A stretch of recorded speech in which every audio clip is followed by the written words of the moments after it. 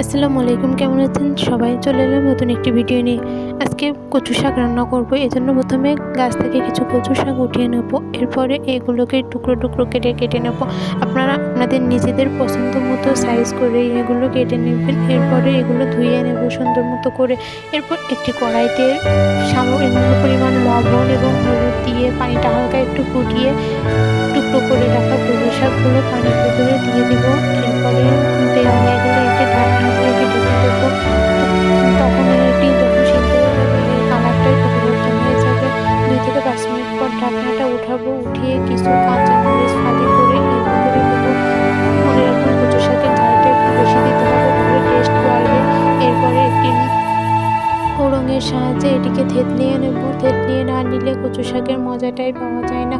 এরপরে একটি কড়াইতে তেল দিব, রসুন কুচি, পেঁয়াজ কুচি এবং সামান্য পরিমাণ জিরা ফোড়ন দিয়ে লাল লাল করে ভেজে নেব।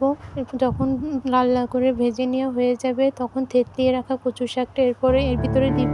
দিয়ে সম্পূর্ণ তেলের সাথে মিশিয়ে ভালোভাবে ভাজি করে নিলেই তৈরি হয়ে যাবে কচু শাক রান্না। আমার ভিডিও যদি আপনাদের ভালো লাগে তাহলে চ্যানেলটি সাবস্ক্রাইব করে পাশে থাকার জন্য অনুরোধ রইল। ভালো থাকবেন সবাই। আজকের ভিডিও এ পর্যন্তই। ভিডিওটি ভালো লাগলে অবশ্যই লাইক করবেন এবং কমেন্টে জানাবেন আপনারা কেমন করে রান্না করেন। ভালো থাকেন সবাই।